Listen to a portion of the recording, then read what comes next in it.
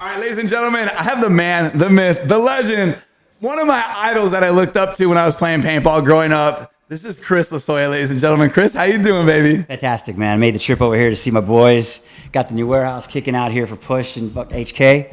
Man, it's tight. It's tight. I'm impressed. I'm walking around. I'm like, I got gassed and everything. I was like, man, this place is humongous. Let's go, Chris. Amazing, amazing. From running around as little hoodlums at SC Village to this, Chris, I could say we've made it, huh? Man. You've seen us as the small little crazy assholes. If they only knew the story, the backstory to how, I mean, headbands to homes. These guys, man, they'd bring 2 big suitcases, show up the field, try to attack me, all 13 of them. I was like, this is a terrible idea. But you guys have come so far. Fire sales overseas, team meetings, yep. You know, just good times. Fuck yeah. Can't complain. Hell yeah, Chris. Dude, so I'm glad that you made it out. I know you used to live right next to me, Lisa. Now you're in Florida. Yep. So it all worked out. You came out here. You got some other things going on. You stopped by here, and you're going to Texas. So you're busy, but I'm glad you made it. I wanted to just start mainly for the podcast is to hype up. You are the owner of Miami Effect. Yes. Which is a paintball team that you're running. Yep. And then you're also sponsored by Push Paintball. Yep. And I want to kind of segue into that, which now we're working with Brian Benini, who you worked for the company as well. Yep. And you know Brian very well. Yeah, good friend of mine, one of the best. One of the best. We were able to, as you know, work a deal with Brian where he can just focus on designing new products and we can run the company. So together we can, grow Push to what it should be. Yep. And then obviously your team, Miami Effect, will be rocking Push head to toe. Yep. So good. I mean, it's an amazing goggle. One of the best out there for sure. Brian did an amazing job. Just the whole concept of the goggle. And now he's back in the design game, going to do some cool stuff. We're thinking a new lower. Yeah. Oh, and really? That visor's going to get done. Oh, there we go. That's key right there. Yeah. It'll set it apart from any other goggle in the market. Yeah. But you guys have so many goggles, and there's price points for everybody, and they're all great. This is a higher price point, but it's a high end goggle. It's like the Ferrari or Rolls Royce of goggles. I mean, it has all the nice features. The quality's insane. It's a great goggle. Yeah, it looks cool. And it looks cool. Yes. And we're gonna make it look cooler. There's gonna be a lot more to come. The new lowers that we have designed out is gonna fully change the look. And then the visor's coming. Very important. Yeah. Sure. So you have Miami Effect, but when I think about Miami Effect, Chris, I'm thinking about that OG mean Miami Effect. I remember pitting because back in the day we would pit for you guys so I could get some free paint because we didn't need paint. We didn't have a lot back then, Chris. So we'd pit for you guys, and we'd see you screaming, Lemansky, Brandon Lamerson, JP Augustin, Rusty Glaze. Jules Foote was even on the team for a little bit, bro. Yeah, when he had both. Yeah, when he had both. Shout out Jules Foote. Yeah. I'm just saying, like, that team to me, that team was mean. Like, when you came into play, Davey Williamson, like, these are the OGs, just Brandon Lamerson, like, these are the OGs that I looked up to when I was playing. You guys were the hardest hitting, just meanest look squad. And then when you came to play Miami Effect, whether you were going to win or lose, you were going to get shot up. It was going to hurt when you played against Miami Effect. Yeah, John and I, JR. John Richardson, dude, JR3, one of the best to ever play the goddamn game back then. Yeah, we were tough, man. We took a lot of souls. You did. Hurt a lot of people's feelings. You did. Are we? Yeah, you guys did. I watched it. Are you going to bring that same mentality with this new group of kids? Obviously, it's not, it's not you on the field anymore and these other OG vets, but like, are we bringing that same heat to the team? Yeah, we're trying to get to that point. I'm instilling these guys like, listen, they're not even scared of us yet. I mean, we used to win games before you walk on the field. Yeah. You've already won before it started. They were scared. They're like, they didn't even want to go on the field, and I wouldn't either. I wouldn't want to play against somebody like me. Savage. Yeah. These kids, they're really good. They have it in them. I got Jay. He's mean. All my guys are individually mean. I just need them to be mean together. Yeah. When they're mean together, it's gonna be curtains. Like Phil Veach, he loves shooting people. He's another one that runs the team with me. Mm-hmm. Great dude. Got Justin, Jay, JT, Johnny Thompson. These are all impact guys. We got some new blood out there that's just absolutely phenomenal. And these guys love to hurt people. Nice. I could keep going on for days. Where's the team? Like, where's most of the guys from? Where are they? Up in Canada. Oh, Canada and Arizona. Sick. And I have a couple guys in Florida, like Brandon. He's a super great guy. Crowling, I think he's say Crowling. I mess his name up all the time. But him and then Max is up there. He's an old excessive dude. Yeah, old excessive. There we go. So he got a little fight in him then. Yeah, Max McDermott. So for people that don't know, what division and what league do you guys play as Miami Effect? Playing semi-pro. Semi-pro. I couldn't go down to divisional. I couldn't do it, and I thought, let's just start as a semi-pro, and continue, and we'll move it to pro sooner or later. It takes a long time to take a team and gel and everything. And it's taken us a lot longer than I expected, but we're always looking for that, certain personnel. We're getting to that point now, so that helps. But, it's just finding the right fits for the right people. Some personalities don't get along. I won't mention any names, but you got cut. You didn't quit. But yeah, we had a good bunch of guys. I think next year's going to be a lot more promising for sure. Obviously we got the best sponsors in the business. Yeah, you got Push. Who else is sponsoring you? Push, the best goggles, obviously. You guys really stepped up to the plate. Travis with Pro DNA. Nice. We're shooting paint right now. We're shooting Pro Char. Nice. We shot HK this weekend. So there's a lot of, Virtues come to the plate. PE is really helping us out. Ball sack. You guys shooting planet guns? Yeah. Yeah, nice. Oh, they're the best thing in the market. Dude, they're insane. They're insane. It's like some of the guns you got out, we just dropped the new CS3 Pro with our shredder milling. Insane. We got to get you guys some of those. It's so sick. It's insane. If you guys haven't seen it. He doesn't know I stole one on the back already. Lasoya jack this real quick. I came here earlier. My car's full of shit right now. So that's sick. So, and you're able to is this team, this Miami Effect, where you guys are taking it dead serious, where your guys are putting in enough work with practices before the events and all that stuff? It's going full balls to the wall, basically. Yeah, the days of fully funded semi-pro teams, individual teams. I mean, unless you have a rich backing, it's not there. It's not there. Yeah. And these guys are pulling money out of their pocket, to come to these tournaments. Yeah. So unfortunately, we can't practice as much as we want. Paint's a huge expense. Yeah. So they're paying their own way. These guys they're in it to win it. Yeah. They're all in, they're paying their own flights. They're very dedicated individuals, and I really do appreciate that. Yeah. But at the same time, you're going to get those people out there that think they're better than they are. Yeah. And you're not, trust me, that want a full ride and, I'm going to go find, look at my other options. Fuck you. Look at your own options yourself. I'm sorry. Yeah. But it's not the way it is anymore. No, it's different. Earn your spot. And speaking of that, so from paintball back in the heyday, I remember saved up all my money. It was $2,500. I bought a WDP Angel. Mm-hmm. I bought an Angel Air tank when it had the gauge on the side. This is when, to me, paintball was popping. We're in Huntington Beach. The grandstands are full. Lasoya's on every poster for WDP. You were the man. What's your thoughts on paintball back then and paintball now? What you see the difference is? Because for you, you were the man back then, and you were sponsored by the best, and you were getting paid, and you were crushing. You were the paintball king back then, basically. Yeah, I think it was different back then. We had a lot more. I think we had a lot more fun. Yeah. And it wasn't so commercialized, I guess. I remember being at a WDP party. It got crazy. If you've never been to a WDP heaven party, then you have not been to a party. I saw some stuff. Let me tell you. If you've never been to a party with me, you've definitely never been to a party. Oh, dude. Lasoya taught us. That's why we got too crazy, bro. Yeah. Okay, that's why I'm getting both hips replaced these days. We went a little too hard, boys. Yes.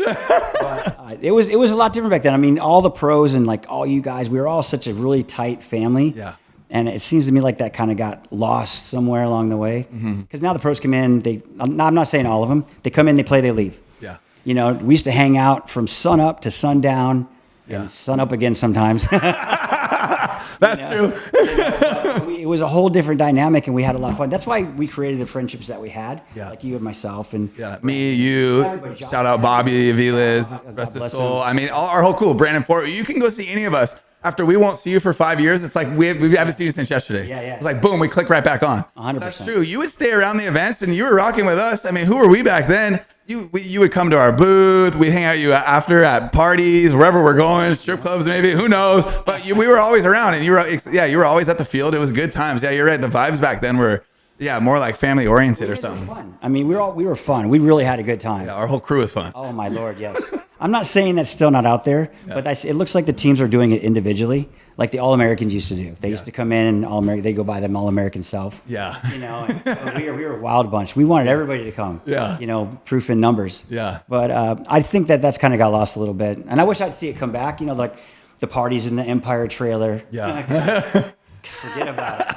We see some stuff, boys. But as a whole, paintball, at least the tournament side, when you were playing back then, and the grandstands were smacked full. And now, you go and it's not the same to me, at least for the tournament side. Right. I understand the walk-on side. We sell a lot of stuff. Obviously, we wouldn't be able to get this building. Paintball's still doing good. But as far as the tournament side, I just feel like it's not the same anymore. Like when I was watching you guys back then. And the vendors, the trucks. Vendors. Spider was out there with big ass trucks. Die had their trucks. Proto had their trucks. Everyone had their trucks. It was amazing. GI had their trucks. You just don't see it now. Everyone's shrunk down. They don't have all that. I mean, we used to bring a truck out, and now we don't anymore. With the big, overhang, and we used to help each other out, and we'd set up our booth because those things were hard to put up. Dude, they're a pain in the ass, bro. And they did break it down because we were all like 17 sheets to the wind. So tight in a week.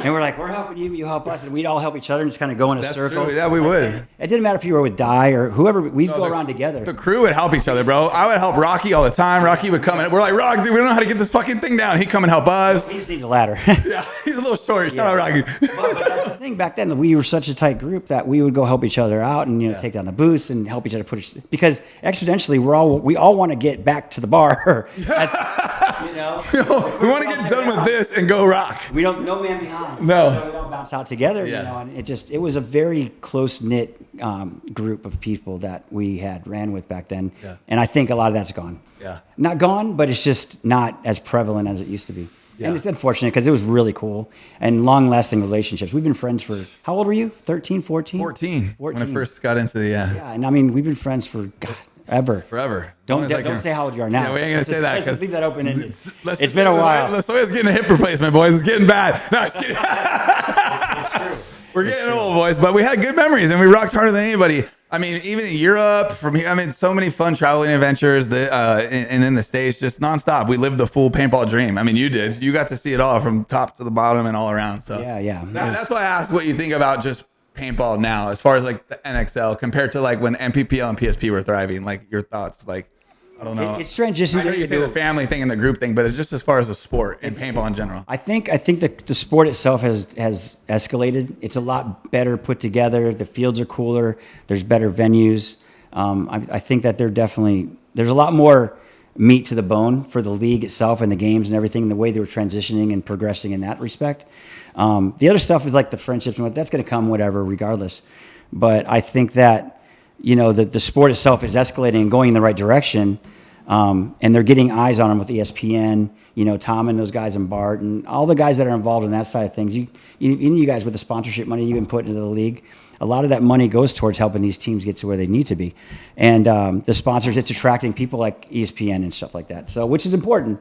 But it's different, but the same, if that makes a sense, Yeah, no, that totally makes sense. And then also, like, Mike Himmon's doing a good job with these divisional, amazing these leagues. The best tournament series out there in Texas and XBL. Yeah, so he's putting on a really good show, I would call it, or tournament series, both in Texas and Cali, and then that's helped growing the players too.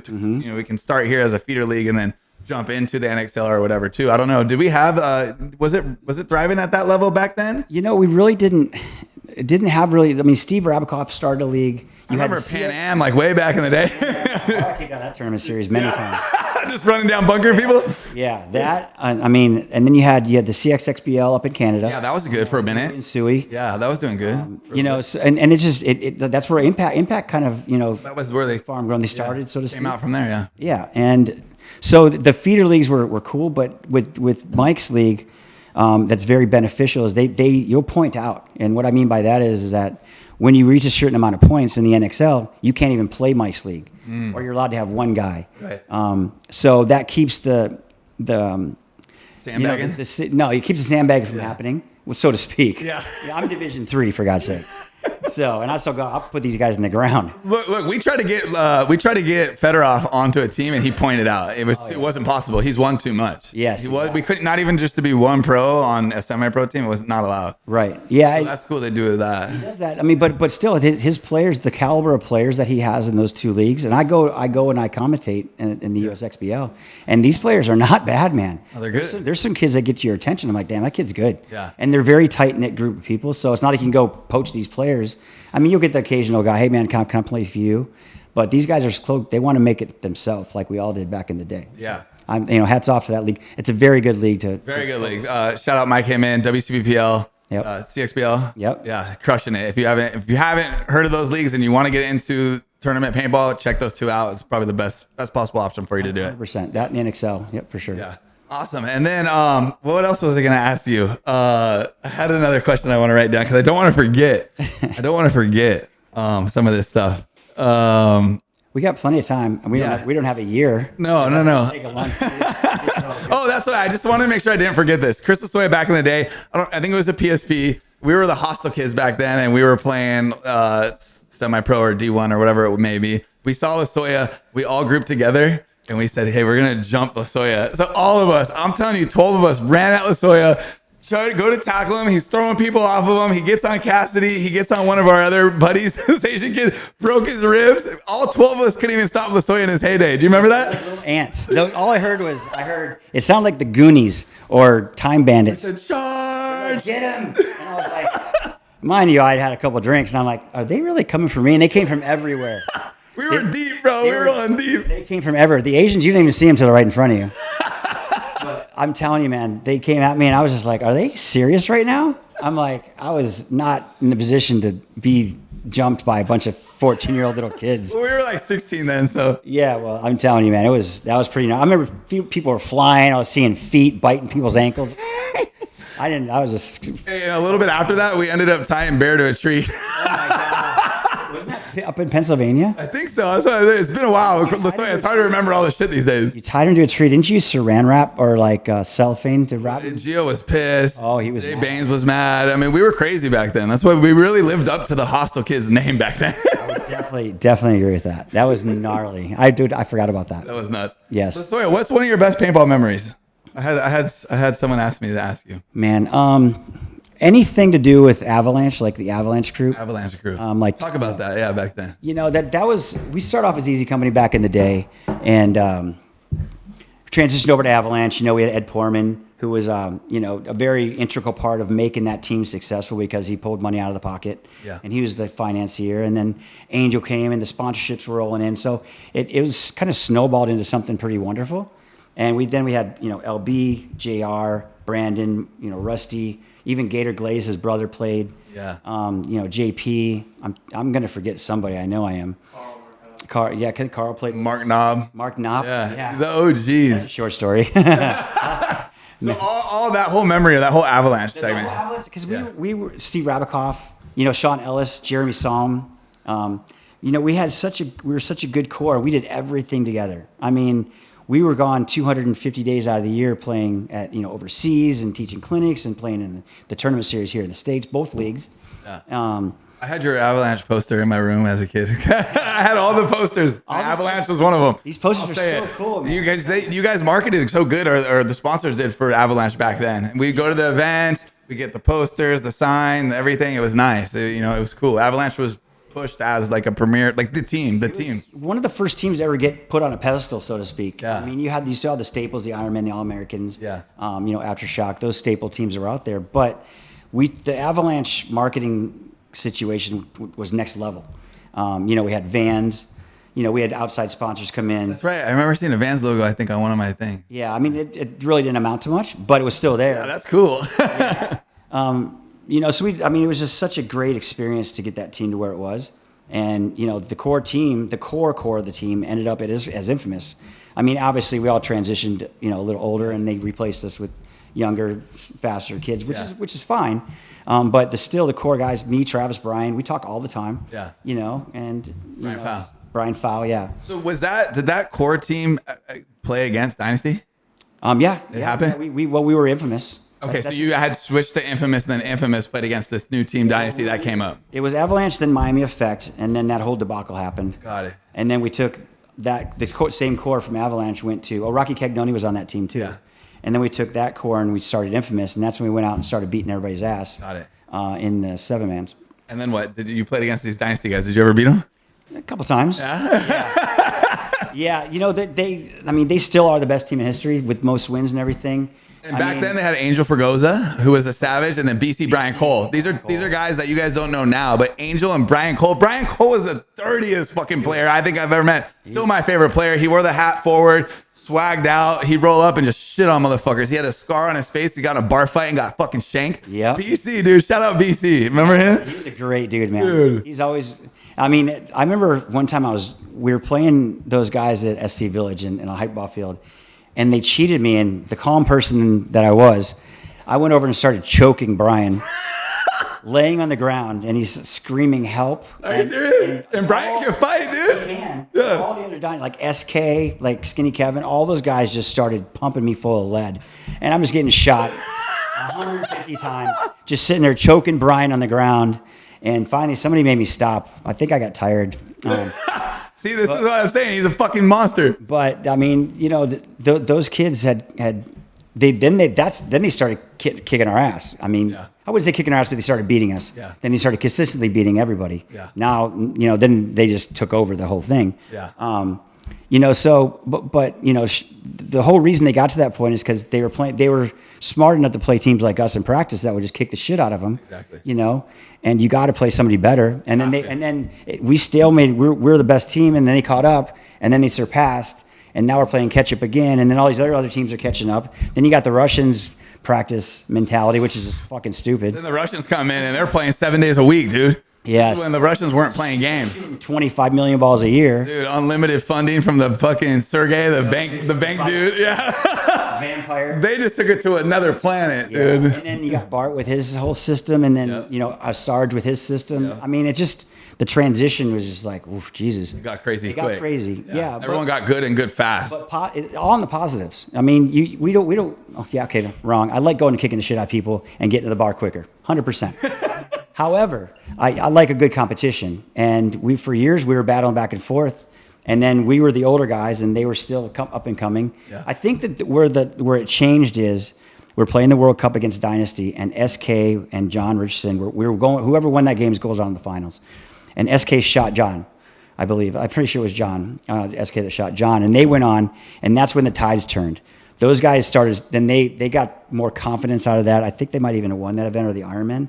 But then they started progressively getting better and better and better, and that's when it switched for Dynasty. Is that one game in particular that helped those guys out, and I mean the rest is history. Yeah, you know what brought me up when you were saying SC Village and stuff. The Lasoya Timmy. Yeah, I had that gun. I love that gun. Thing's a machine. The thing was so sick. What was your deal with that? So Bob made you your own custom gun. This is when you're on Infamous. Yeah, no. When did you have that gun? Was it Miami Effect? Miami Effect. Miami Effect. That gun was so sick, dude. You always had the badass milling, the best looking guns. It was tight. I had one of them. I think my brother bought one of them. The gun looked sick. It was a chainsaw. It was nuts. It shot so good. It was nuts. I don't know what I went like that. I went banging. Bob had some cheater mode. Was that true? Can you let everyone know? Was there cheater mode? To clear the air. This is Clear exactly the air, please. So that we had Tadao boards in ours. So there's all this. There's Wasp board, the Tadao board. I think there's a couple others out there. If anybody said they didn't have a cheater board, they're fucking lying. However, with that said, I mean, you back then you had to hold the trigger, pull the trigger, bunch of lights go on and off and shit like that. I wasn't mentally stable enough to fucking figure that out. So I told Will, just give me a gun that shoots. And I shot it, and it shot really fast. I don't know why. I know it did. If it was cheating board, I don't fucking know. I still to this day don't know. And Billy Gardner and Adam Gardner accused me of having magnets in my gloves. This was the theory, dude. So you and then on Bob's team, Arnold Francisco.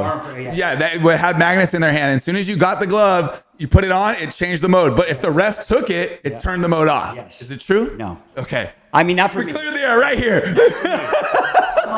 That was the story we always talked about as kids. They have magnets in their gloves. They have magnets in their gloves. You got those two fucking nerds saying stuff like that, and I was like, I'm like, I didn't even get it because I'm not. Those guys are very, very smart individuals, very, very, and they're just handing us and shit. then their dad. I mean, you know, Adam Gardner's dad and mom, they're like NASA and just fucking CIA or where the hell they were, but they were doing shit. And because they were doing it, they thought I was doing it. Because, you know, they had their... Yeah, of course. Their rigs, you'd shoot 390 and blow your head off or whatever with those shockers. George Davison. Yeah. But I didn't even know what the magnets would even do. And then somebody explained it to me on the road. I was like, that's just the craziest thing I've ever heard. You're like, I didn't have that shit. Never happened. Got it. Not with me. It never happened. Got it. For sure. So we can clear the air on that, boys. But do we have cheater boards? Fuck yeah. Everybody did. Dude, even Dye had like the Aggie boards. There was some little secret stuff going in there too, bro. We're talking... We were shooting pulse loaders that Richmond Italian made back in... They were fast as fuck. Fast as fuck. Yeah. We were shooting 27 balls a second. I know, because I've gotten blasted by you about 80 fucking times and wanted to cry, dude. It was insane. Whenever we played you, dude. Good Lord, man. It was We'd go. I remember. I think we went to a pool at the hotel one time. Like 10 of 15 of us, like mixed between you guys, us guys, and the moms were pulling the kids out of the pool because they thought we had ringworm because of all the paintball welts. Back then, you're getting your whole back is circles, bro. 150 welts was not even. It was not uncommon. It was so fast Especially back then because you guys fucking shot the shit out of me. Well, you were shooting us, and then we had to shoot you back. Rich Telford and I had to come to an agreement. This is no bullshit. Rich Telford and I one time we said, "Look, this is getting out of fucking hand." And I said, Rich is like, I agree. And we came to an agreement that we're not going to do it anymore. But I went out and I gave it to, I think, Little John one time. Next game, Rich fucking just tore me a new asshole. And he's like, I'm like, yep, had that one coming. And that was it. And then he'd do it to one of us, and then I'd do it to one of them. Okay, now we're good. So we had a system. Yeah. Because it just got to the point where I was like, dude, this hurts. I mean, dude, it was bad. On Legacy, we got our ass fucking handed to us. We didn't win barely any games. You want to talk about hurt? Me, Short, Bobby, Kenny. We got our fucking wig split, and it hurt like a motherfucker, dude. Kenny would go to the snake, and he'd stand up and get shot 30 more times. Wouldn't even flinch. No. But man, that little shit, you could see his ears get red. Oh, it hurt. We took it like a champ, but dude, it's nothing like now. Like, what's your thoughts on this? I never really got to ask you. Back then, I don't know, what was the BPS? 20, 18.5? I don't fucking know what it was. That PSP when we were all playing. We were shooting probably 20 balls a second. 20 balls a second. We're at 20 to 25. 20 to 25 back then when he's playing pro. This is PSP. Right now, it's at 10.5. Yeah. What do you think? Do you think 15. I think 12 and a half to 15 is fine. 10's too slow. 10's too slow. That's what it sounds like. Look at the Aftershock Dynasty thing they did. Yeah. Super cool. Those guns, I mean, they sounded fast.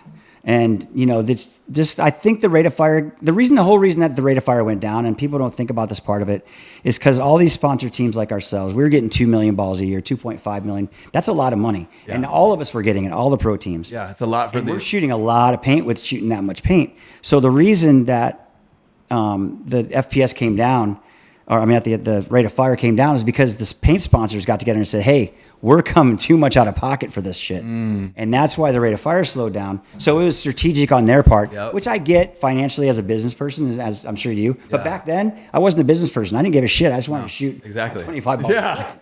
That makes total sense thinking about it that way, yeah. And then you got the safety issue of it too. Not that I really give a shit about that personally.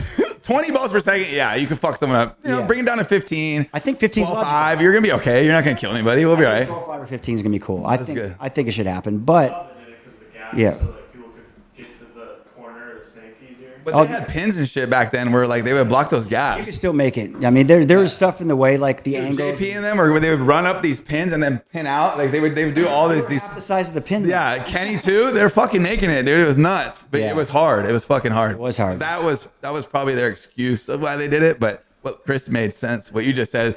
Bro, it was a financial sponsor all these teams in paint when you're shooting triple the amount. Yeah, I get it. It's expensive. We're all getting free paint. You're talking about 12 pro teams. Tons. You would give us free paint so we could practice nonstop. We were getting cases from you guys and everything, dude. You guys helped us pit. Yeah. And you guys lived here and we didn't. So we're here. You would leave it all, dude. Avalanche would leave fucking these remember they were in suitcases. The Hellfire. The Hellfire, bro. Best paint ever. I'm not gonna bullshit. It was so good. It was in these suitcases.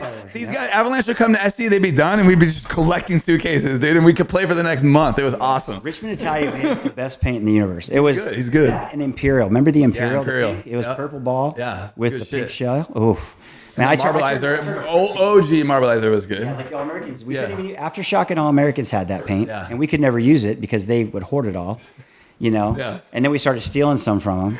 I mean, we used to go break into their semi trucks for PMI and take their paint. See that? Yeah. That's what it takes, boys, to win. I don't give a shit. Listen, I would never, ever say I'd never cheated. I'm definitely not a liar, though. Everybody has some way or another. I'm definitely not a liar. 100%. I won't lie to you about it. Just ask me. Yeah. I was like, yeah, that was a great shot. I'll tell you the truth. I wiped the shit. Yeah, exactly.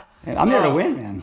Tell us one more story. The OG war story of Jeremy Somm shooting under the net or over the net. What was that? Was that he really did this, right? Yes. Yeah. So we're at the World Cup. Yeah. The World Cup. Yes, World Cup, and the fields were not butted up against the trees, but there was probably about 50 yards between the tree line and the field. Okay. Well, they never netted one side of the field because it's saving money. So there was no net on the tree side. No net on the tree side. Yeah, I never knew this part of it. There was no net in the tree side because you could watch from the other side. That was protecting like the parking lot and all that bullshit.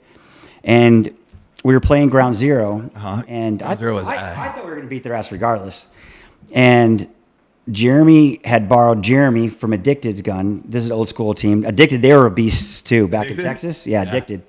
So he bought this. They just came out the Matrix, and the Matrix with their first few shots was like 360. The thing was super quiet. It was really quiet, really quiet. So Jeremy goes out there with his bleached blonde hair, and is in the trees, and Mr. U is in the back corner against, and we're beating these guys right now. So he never was on the field. He opted out and went straight to the bushes. In the trees. Dude, this is sick. And Dude. I had Ed Portman behind me, and I knew that wasn't supposed to happen because he was never playing good. Yeah. Right? And so I look behind me, and I'm like, where's Jeremy at? Because Jeremy's supposed to be playing behind me. What the fuck's Ed doing out here? Yeah. So Jeremy, I guess he takes one shot and then just lets a stream go of hellfire. And that's orange tracer. You might as well be shooting tracers and just knocking off confetti cannons over there while you're at it. Dude, one or two, like ding ding. You don't need a stream, fucking Psalm. Mr. U gets shot in the back in the corner, and we're at the back corner field, so it's impossible. Yeah. And so Mr. U sees this happening, drops his gun, and Mr. U is a beast firefighter. Yeah, he's amazing jacked, shape. great shape, good looking dude. Fucking, you don't want to fuck with him. No. He'll fuck you So up. he chases down Jeremy back into the woods, and Jeremy, with his bleach blonde hair and against the green background, you're gonna fucking see him. Yeah. And he chased him down, caught him, and that was It was a whole debacle. They kicked us out of the tournament. You're at the tournament? They kicked us out of the World tournament. Cup, dude. So you always heard little stories about it. I never got the real deal. Yeah, they kicked us out of the cup. I threw my phone, my cool Motorola flip phone. Yeah. The Nextels, remember that? Yeah. That you push the top. Yep. And I hit Maurice. I broke Maurice's window on his Maurice Gibb from the Bee Gees. I broke one of his windows on his tour bus. Oh shit. Jesus, it was fucking terrible. It was a terrible thing to happen, but at the same, on the flip side, it was the best thing that ever happened to the team. And this is why. Because I left, I literally walked out of that tent, and I walked over to Gino Posterivo, and I said, I need a sponsorship. I'm taking the core of the team. We're leaving, and we're starting a new team. And he's like, let's fucking go. And he gave me everything. And what team was that we started? It was Miami Effect. Oh, okay. Miami Effect. Yeah. That's where Miami Effect started. Yeah. And then right after the Psalm debacle. Yep, and we had all Empire gear, and we were all. You guys look good. No, All it yellowed out. was amazing, and that's where the Empire brand came out, and that's You guys were the premier team for that. Yeah. That's so. And then Gino took really care of it. We're talking it cost $200,000 cash to run a team back then. 'Cause you had 15 players, you had your gun tech, your pit crew, whatever it might be, rental vans. You're playing 25-minute halves. Yep. You need 17 hotel rooms and all sorts of shit. And Gino was crushing back then, though. Yeah. He could afford it back then. Yeah. I mean, he could afford it now, but It was very expensive. yeah, it wasn't cheap. Yeah. So, and that doesn't count equipment like guns, apparel, paint, all that stuff. Expensive to have a team. Yeah. Yeah. So, he's the one that took us out, and then now it transitioned to Infamous, and it's a good story. It's a really good story. Yeah, but I love hearing all the OG stories like As this. long as we were stuck with Ed Portman, unfortunately, it was going to be, I think we maxed out at that point. Yeah. And then by taking the young bloods and going, apart. yeah. Unfortunately, Rocky didn't come with us because he's such a great person. Yeah. That he didn't like what happened in the process. So he's like, I can't be a part of that, which is respectable. I get it. I get it. It was unfortunate, but hats off to him because that's just the kind of person he is. Yeah. But we took it to the next level, and here we are today. Yeah, here we are, dude. You had a lot of crazy games, a lot of action. Do you remember, dude? I don't know where this came from, but I think at one point you started throwing your guns when you were pissed off. Because then I started throwing my gun, and then Scotty started throwing his gun. Dude, we would get cheated or something. I just go sink, and then you're kicked out of the fucking tournament. Da-da-da. We would watch you like a hawk, dude. Yeah, you taught us a lot, good and bad. So Well, I throw it flat, so when it landed, at least kind of bounced. And is that what you did? I'd walk in the engine booth, go grab another one. Yeah, you would just get brand new ones. I'm trying to fix a fucking broken gun back then with no money. Duct tape. Yeah, like fuck. Why did I throw the fucking thing? Yeah, but then they made that rule: we can't throw our guns anymore. That came from you. That was I don't know about from me, but it was definitely a Debbie Downer. I do a bit. I don't know anyone else throwing their guns but you. Yeah. So I was a very passionate individual. Very passionate. He put it all on the field. Everything. I mean, good, bad, happy, sad. Anger. It was happening with Lasoya. You didn't hide your emotions. Last thing before we get out of here, because I know we're going to talk some business about sponsorship, but because I want to run the clip with this. I know you've talked about this before, but when you waxed the kid from Doc Raiders. Oh, Kyle Stahl. Yeah. You went point blank and you shot him in the temple and he dropped. Yes. To me, when I watched that, I'm like, you're playing against Lasoya. you got to be ready for it. He cheated. That's standard Lasoya move. If I'm playing Lasoya, I know that could happen at any time. I just played against him for years. To me, it wasn't a big deal. Obviously, you know, everyone went crazy. So what happened? So first of all, we're in Texas, and it was like, this is that cold Texas tournament. It was like literally 35 degrees out. Where we're warming paint up in tents with big. Yeah. It was miserable. Freezing. Miserable. Freezing. So if you look at the video of that, you see there's a bunch of clips that include that. Well, he got shot in the goggles and wiped the goggle hit off. Oh, he did. And that was me. I shot him from across the field. He cheated there. Then I shot him in the pack, and he's still shooting his gun. He was pretty known for cheating pretty bad. Yeah.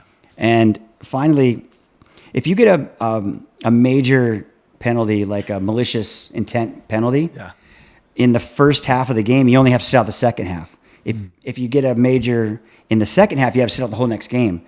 And I'm playing, and he's walking out the field because they call him out. And I look at the clock, and there's like 5 seconds left, 10 seconds left. And I'm like, if I put him down, I can sit out the whole next point and stay warm the rest of this game. So, plus I was pissed off because he shot me in the thumb and it hurt. Yes, everything when it's freezing stings like a motherfucker, bro. But he's walking the field. He's still talking. And I'm like, oh, he must still be alive. So I just gave him a nice little heater, just one. Yep. And he just fell like a little pussy. And do you think he faked that for extra bonus points, or you actually heard it? Yeah, I heard it. I shot like 330. Oh, okay. 100% it hurt. He's shooting 330 and smoked him in the temple. There's no question it hurt. And then what? And then you and then they're like, they threw the flags, and they picked him back up and threw him again. Yeah. And I sat there and watched the rest of the game. Yeah. Nice and warm over there by the heater. Did they try to come after you after that? Any of those guys? That'd be a terrible idea. It's almost like you guys did when you guys. Yeah, it didn't work out well. It didn't work out well, but we tried, bro. We had heart. Bob wasn't too happy about it, which is understandable because we were playing with Bob Long in there, you know, those guys. Yep. And, so I did call Kyle and apologize. Nice. I didn't mean it. I didn't care, but I did. You know, but I did want to make sure he's okay because I did care if he was okay. But you know, it is what it is. Yeah, I mean, it is. you fuck with the bull, you fuck around and You're find gonna out. get the fucking horns, boys. That's what it is. Fuck around and find out. I appreciate being able to play against you guys back in the day, especially you. You guys were ruthless. Tons of energy, a lot of heart, soul. I don't feel the same anymore as what it was back then. Now, even if you go to like any of these pro teams practices, whether it's Aftermath, ASG Aftermath, or Impact or whatever, there's just not. I don't feel that soul and that you know that heart that you guys used to have when you were watching you guys play back then. Like you could feel it. You could feel it. It's just not the same anymore. Individually, you do. Yeah, there's individual players that have like the Harmons. For sure, Tyler. That's what I say too. Like he's fucking got it. Tyler, I know he lived it too though. So Tyler was there. Well, the gun was as tall as he was. Yeah, and he was running around playing against you fuckers, dude. Tyler's a fucking beast. I love Tyler. He has it. One of my favorites. And a lot of them do, but not as a whole. It's just not the same to me. It was definitely a group effort, you know. And I mean, we were just shitting on people. You would shit on people. People would shit on you back. It was just fucking. It was a good time to be alive, and people who played through that era that are out here now are thriving still. So yeah, it was a great time in my life, and I wouldn't change it for the world. Yeah, Chris, you're the man. Thank you so much for stopping by. Chris Lasoya, ladies and gentlemen, one of the best to ever do it. Let's go.